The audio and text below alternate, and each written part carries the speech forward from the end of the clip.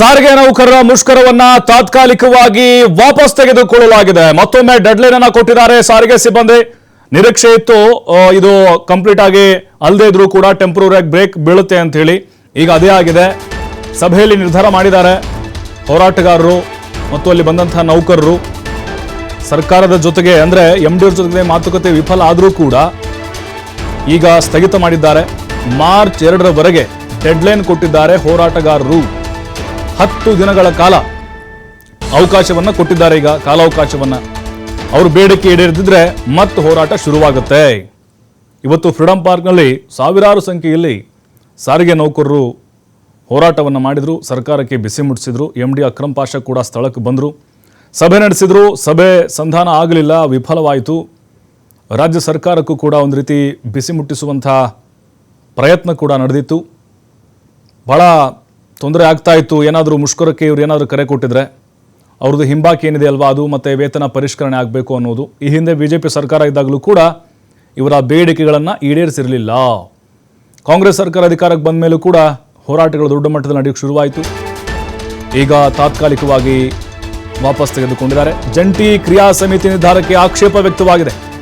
ಕೆಲ ಹೋರಾಟಗಾರರು ತೀವ್ರ ವಿರೋಧವನ್ನು ವ್ಯಕ್ತಪಡಿಸ್ತಾ ಇದ್ದಾರೆ. ಇವತ್ತೇ ನಿರ್ಧಾರ ಮಾಡುವಂತೆ ಬೇಡಿಕೆ ಇಟ್ಟಿದ್ದಾರೆ. ಫ್ರೀಡಂ ಪಾರ್ಕ್ನಲ್ಲಿ ಪ್ರಕ್ಷುಬ್ಧ ವಾತಾವರಣ ನಿರ್ಮಾಣ ಆಗಿಬಿಟ್ಟಿದೆ.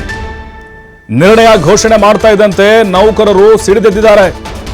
ನೋಡಿ, ಈ ಸಾರಿಗೆ ನೌಕರರ ಈ ಹೋರಾಟ ಸಮಿತಿ ಇದೆ ಅಲ್ವಾ, ಅವರಲ್ಲೇ ಕೆಲವು ಗೊಂದಲಗಳಿದ್ದಾವೆ, ಅವರಲ್ಲಿ ಬಣಗಳಿದ್ದಾವೆ ಕೆಲವೊಂದು. ಈ ಹಿಂದೆ ಸುಬ್ರಾವ್ ಇದ್ರು, ಅವರು ತೀರ್ಕೊಂಡ್ರು. ಅವರಿದ್ದಾಗಲೂ ಕೂಡ ಕೆಲವು ನಿರ್ಧಾರಗಳನ್ನು ತೆಗೆದುಕೊಳ್ತಾ ಇದ್ರು, ಅಚಲವಾಗಿರ್ತಾ ಇದ್ವು. ಅದಾದ್ಮೇಲೆ ಈಗ ನೋಡಿ, ಒಬ್ಬರೊಬ್ಬರ ನಡುವೆ ಸಾಮ್ಯತೆ ಇಲ್ಲ, ಹೊಂದಾಣಿಕೆ ಇಲ್ಲ. ಈಗ ಒಂದು ಸಂಘಟನೆ ಕರೆ ಕೊಟ್ಟರೆ ಮತ್ತು ನಾಳೆ ಇನ್ನೊಂದು ಸಂಘಟನೆ ಪ್ರೊಟೆಸ್ಟ್ ಮಾಡುತ್ತಂತೆ. ಹಾಗೆ ಈ ನೌಕರರ ಹೋರಾಟಗಾರ ಏನಿದ್ದಾರೆ, ಆ ಕ್ರಿಯಾ ಸಮಿತಿ ಏನಿದೆ, ಅಲ್ಲಿ ನಿರ್ಧಾರ ಆಯಿತು, ಬೇಡ ತಾತ್ಕಾಲಿಕವಾಗಿ ಹೋರಾಟವನ್ನು ಹಿಂತೆಗೆದುಕೊಳ್ಳೋಣ ಅಂಥೇಳಿ. ಅದಕ್ಕೆ ಕೆಲವರು ಆಕ್ಷೇಪವನ್ನು ಹೊರ ಹಾಕಿದ್ರಂತೆ. ಸದ್ಯಕ್ಕೆ ನಡೀತಾ ಇದೆ ಗೊಂದಲ, ಅಲ್ಲಿ ವಾಗ್ವಾದಗಳು ನಡೀತಾ ಇದೆ. ಯಾರನ್ನು ಕೇಳಿ ತೀರ್ಮಾನ ತಗೊಂಡ್ರಿ ನೀವು? ಸರ್ಕಾರಕ್ಕೆ ಇಕ್ಕಟ್ಟಿಗೆ ಸಿಲುಕಿಸ್ಲಿಕ್ಕೆ, ಬಿಸಿ ಮುಟ್ಟಿಸ್ಲಿಕ್ಕೆ ಇದೇ ಒಳ್ಳೆ ಟೈಮು. ಯಾಕೆ ನೀವು ಮಣಿದ್ರಿ? ಯಾಕೆ ನೀವು ಬಗ್ಗಿದ್ರಿ ಸರ್ಕಾರದ ಆ ಸಂಧಾನಕ್ಕೆ ಅಂತೇಳಿ? ಇನ್ನು ಹೇಳೋಕ್ಕಾಗಲ್ಲ. ಇದು ಸಂಜೆ ಒಳಗಡೆ ಏನು ಬೇಕಾದರೂ ಆಗಬಹುದು. ಜಂಟಿ ಕ್ರಿಯಾ ಸಮಿತಿ ಸಭೆಯಲ್ಲಿ ಮುಷ್ಕರವನ್ನು ಮಾಡೋದು ಬೇಡ, ಸರ್ಕಾರಕ್ಕೆ ಮತ್ತೆ ಡೆಡ್ಲೈನ್ ಕೊಡೋಣ ಅಂತೇಳಿ 2ನೇ ತಾರೀಕಿನವರೆಗೂ ಟೈಮ್ ಕೊಟ್ಟಿದ್ದಾರೆ. ಈಗ 10 ದಿನಗಳ ಕಾಲ.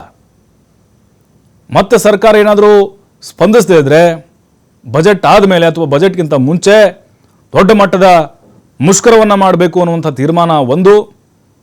ಅದನ್ನು ಯಾಕೆ ನೀವು ನಿರ್ಧಾರ ಯಾರು ಕೇಳಿ ಮಾಡಿದ್ರಿ, ಅದಕ್ಕೆ ನಮ್ಮ ಆಕ್ಷೇಪ ಇದೆ ಅನ್ನೋದು ಇನ್ನೊಂದು ಗುಂಪಿನಿಂದ ಬರ್ತಿರುವಂಥ ಅಪಸ್ವರ ಆಗಿದೆ.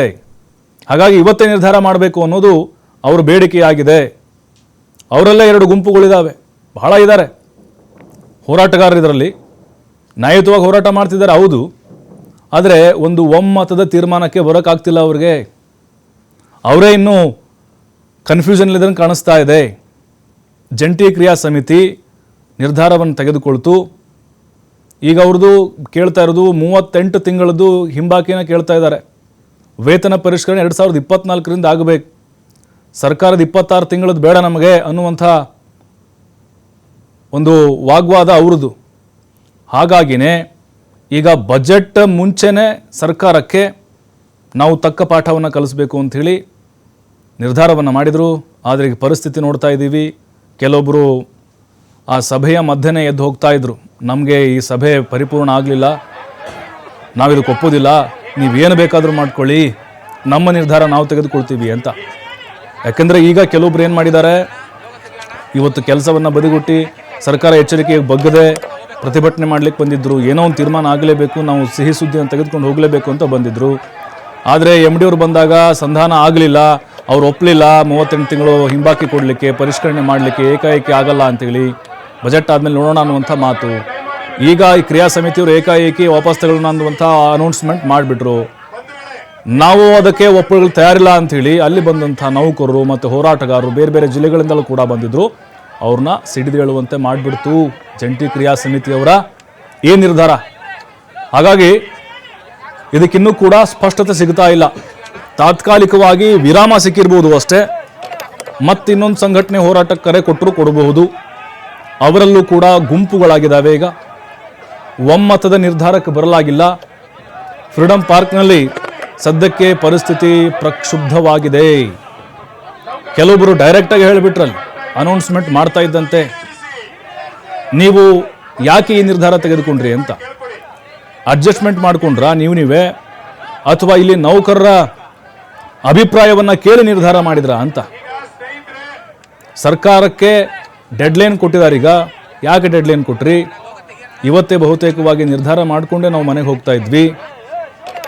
ಸರ್ಕಾರದ ಸಂಧಾನಕ್ಕೆ ನೀವು ಯಾಕೆ ತಲೆ ಬಾಗಿದ್ರಿ ಅಂತೇಳಿ ಈಗ ಅಲ್ಲಿ ಹೋರಾಟಗಾರರು, ಕೆಲ ನೌಕರರು ಜಂಟಿ ಕ್ರಿಯಾ ಸಮಿತಿಗೆ ಪ್ರಶ್ನೆ